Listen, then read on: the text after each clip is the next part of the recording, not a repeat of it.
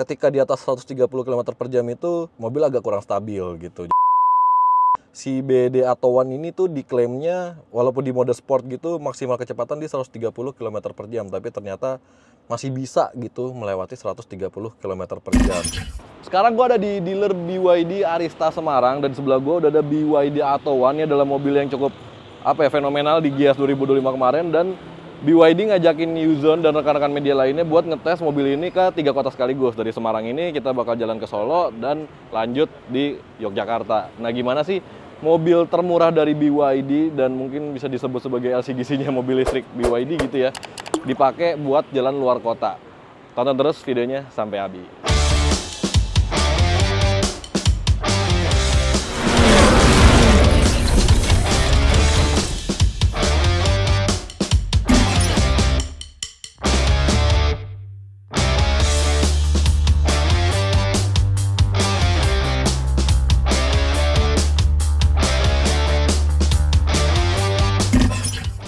Oke, jadi sekarang perjalanan udah mulai dari Semarang tadi, dari Semarang ke tol Solo, Semarang Solo ini gue nggak sempat bawa, tapi pas di rest area 456 gantian gue bawa. Ini menuju ke Colomadu sekarang, dan di mobil tuh isinya ada 3 orang, ada 3 media, 1 mobil, jadi bisa menggambarkan lah kalau mobil ini dipakai dengan ada penumpangnya gitu, bukan cuma pengendaranya doang. Nah, tadi pas berangkat itu range-nya itu di 299 km karena kita pakai yang dynamic, jadi anggap aja full lah ya gitu, 299 km. Sekarang range-nya tinggal 210 km, jadi udah kepake 90 km lah ya. Soalnya nggak ada persenan baterai nih kalau di cluster instrumennya BYD Atto One.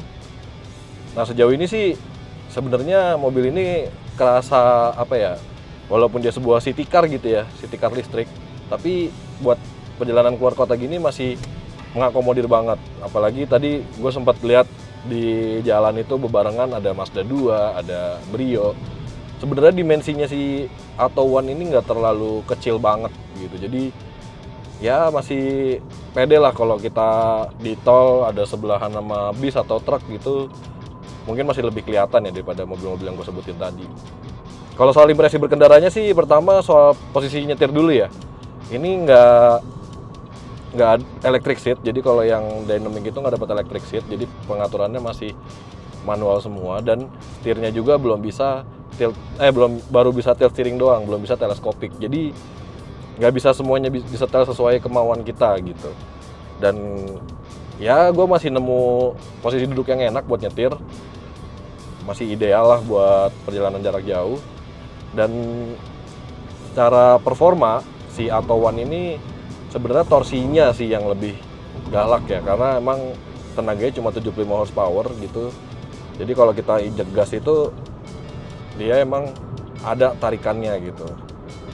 Nah, ini gue lagi di mode sport.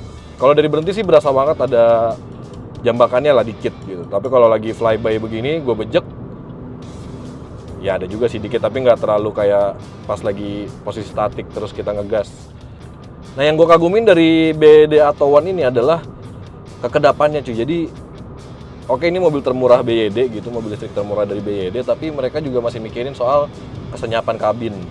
Jadi tadi di dalam kota pas di Semarang itu ada entah motor yang racing, ada bising-bising jalan lainnya, itu nggak terlalu kedengeran. Paling sekarang nih di tol ini kerasa suara ban aja, karena jalan tolnya bukan aspal juga, masih pakai beton di sini.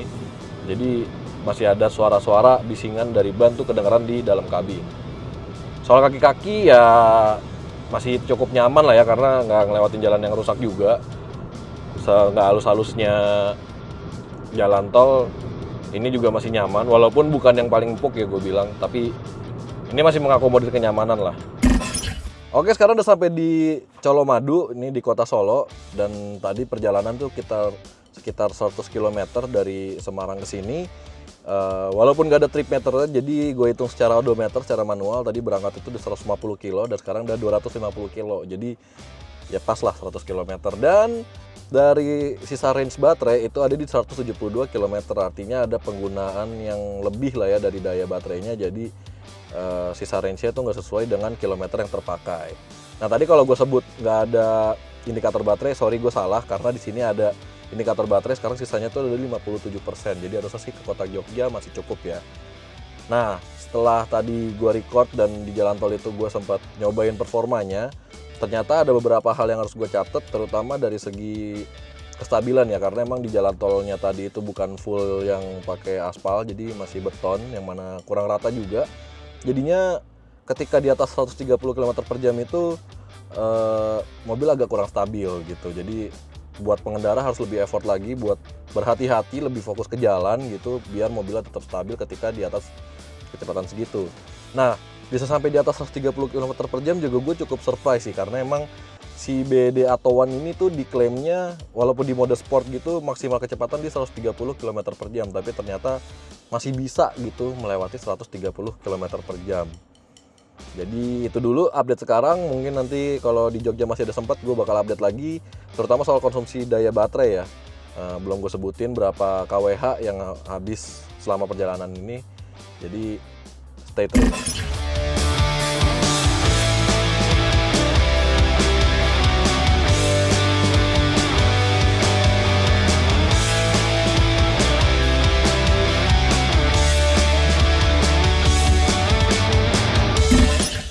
Nah, baterai dari BD Atto yang gue pakai itu sebenarnya masih banyak ya, sekitar 27% dan masih tersisa range sampai 80 km gitu.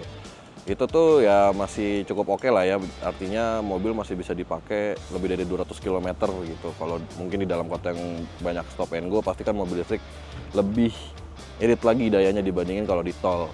Nah, konsumsi rata-ratanya itu dia sampai sekitar 13 kWh per 100 km gitu. Jadi artinya di bawah 10 kWh lah per 1 kilonya gitu. Jadi emang sebenarnya ini hasil akumulasi ya dari kita penggunaan banyak di jalan tol juga yang bikin konsumsi dayanya lebih boros gitu.